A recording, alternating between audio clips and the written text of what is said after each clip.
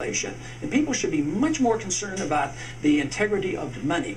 And to me, it's an economic issue, it's a moral issue, but it's also the reason government can grow in a sneaky way. So, and that's right. Again, did I read correctly? You're a gold standard guy. Well, yes, in a way I am, but I so that our currency and the growth of our currency should be linked to the availability of gold. Yeah, in I'm hard assets. And under the Constitution, you're for gold and right. Under the Constitution, you should be gold or silver because that's still the law of the land. But I'm for assets, hard assets, rather than you know, the opposition is easier to state and understand. I'm against this silly notion that you should trust the politician to print the money when he needs it and think the money is going to maintain its value. That's the ridiculous notion. Instead, I do get a lot of fun made at me. Oh, yeah, he's the guy who wants to go back to the gold standard. I don't want to go back to the gold standard. There's a better gold standard. It's hard value. You know, but the value, there were some shortcomings of the 19th century gold standard. But if you look at 125 years of history, the price levels, you know, in time of war, when they inflated, went up, but price levels stay like this. Since 1971, since we have separated our dollar from gold, prices have done this, and the size of government has done this, and our liberties have done this. So that's why money is very, very important, because it can be so devastating to the entire economy. And no matter who you are or where you are, you have to think of the monetary unit is 1/2 of every single transaction you make. You know, that's your measuring rod. And it's sort of like if you're an architect and they took away the ruler and the yardstick, you couldn't measure anything anymore. And this is the measurement of value. And it's arbitrary, and it makes no sense. So last set of questions from me before we open it up to people and I start reading some of the questions we have. Environmental issues, global warming, climate change, seems like something that wouldn't, indeed hasn't been something, hasn't been an issue that's been well addressed by market forces to date. Seems like a perfect example of the so-called market failure, that the external costs of pollution don't get absorbed by companies, that, and thus a natural place where some sort of collective action, government intervention might be appropriate. Well, I see that the failure is more government than the market, because I think it was a lack of a true market and a true principle of private property. Your property looks pretty nice here, and it wasn't because of the government. And if you were instructed to have a business like this in the Soviet Union, I bet you your grounds wouldn't look so beautiful. And because it would be government in charge. So when the government gets in charge, they make mistakes. We don't have enough respect for private property is the main thing. In the Industrial Revolution, I was raised in the city of Pittsburgh, and believe me, I know something about pollution. And nobody respected private property rights. Anybody could pollute anybody's air. They polluted the rivers. The government dumped the sewers in the rivers. It was horrible. But that whole city was cleaned up without the EPA. It was cleaned up, you know, by local and private sources.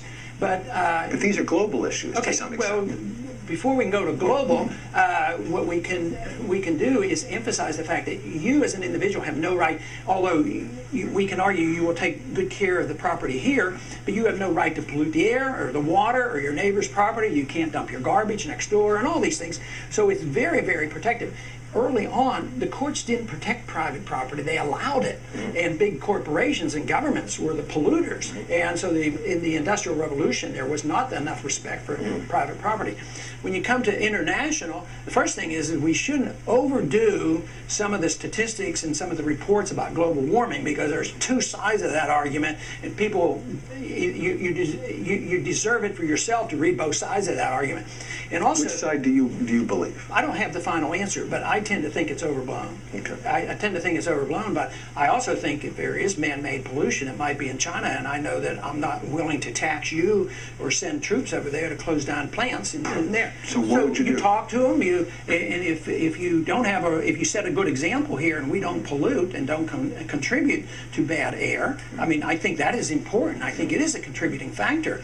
But but it wouldn't be laws that you'd pass. You'd invite our neighbors next door to sue us if we're It would be done more that way. It would be done more local. The lawyers will be happy. Local city ordinances would be okay. But no, not necessarily. You know, I don't think that's a bad thing. No, I don't like those lawyers too much. But you know, but when they had noise pollution with the early automobiles, there was never a national law that said no more noise pollution. It occurred out of common sense, what the people wanted. And some cities said, hey, you're making too much noise, you're disturbing the peace. That's a legitimate role for local government. Don't disturb the peace. But if you're 150 miles out of town and you have a noisy machine, maybe they wouldn't have had to put a muffler on. But if you have a national law, they pass a law that might put a farmer out of business, because he can't adapt to some federal regulation. I look at the EPA approach sort of like prior restraint in the media. There's lots of bad things the media can do, and they have to be responsible, and they're liable, and they can be checked in the courts. Well, I think there's a lot of things that the regulatory agencies can do in economics. They come in and write regulations, and they become a force unto themselves, and they live for themselves, and and the money flows to the bureaucrats, and it just isn't the right approach. It should be done through the private property approach. And but again, to the extent you think that the greenhouse gas issue isn't overblown, it's not a situation where the neighbor necessarily is aware on a given day how much greenhouse gases have been emitted. This is something that takes place over time. But you think that the court's an appropriate vehicle? But why can't some after the fact? Why can't some consumer groups deal with the environment too? Just like they do about products. They value products, and if there's a consumer group that might say, I live next to Dow Chemical, and they're responsible neighbors, and they do well, but there has to be a consumer connection. Yeah, if you're an industrial why couldn't they're motivated to watch their emissions, but what if we didn't have the EPA, and what if a group got together and say, hey, look, this is, and prove the damage, and you should have an easy access and recourse in court, which is has shortcomings, but it would be much better than depending on the administrative regulatory bureaucracy that seems to be not very efficient, and then you end up with FEMA taking care of hurricanes. The efficiency of FEMA and Department of Homeland Security. I feel a lot less secure with that approach. Sure. I'm going to let people start lining up at the microphones. As I said, we got a tremendous number of questions, and I want to sort of follow up on those. Some of them are topics we've touched on. What federal bureaucracies do you think could be quickly eliminated upon your taking office, and which ones will you attempt to eliminate over the course of your administration? We only have 20 minutes left.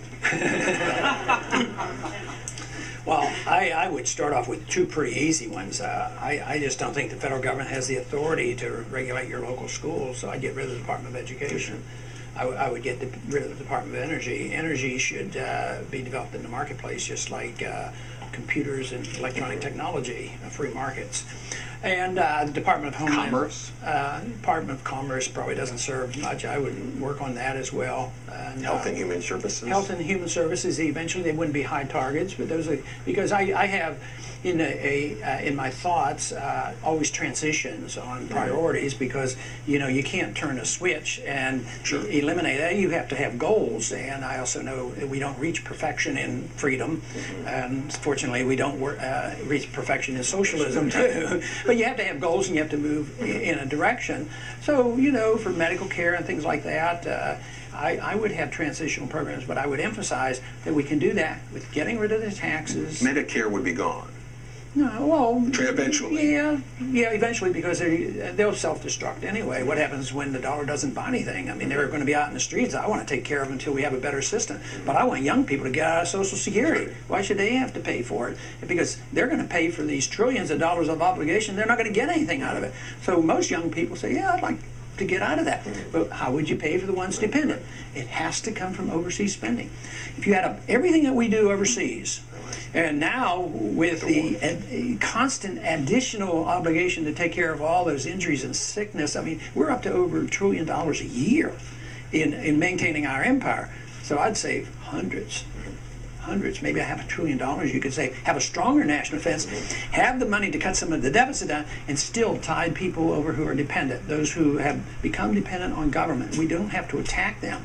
And sometimes, the conservative approach is, oh yeah, entitlements, and they are. They're trying to nickel dime some of these programs now. At the same time, they have no remorse whatsoever to sending more and more troops around the world and killing people, and our people getting killed. I mean, it's an absurd policy where a more sensible approach would be come back, stop the killing, save some money, help the people that are dependent on these funds. And it's not as antagonistic. But in my own heart, in my understanding of economics, if you really care about helping the poor people, you need more Googles. You need more companies that are rich and strong and people are well paid and they get their health benefit. That's what we need. We need more freedom.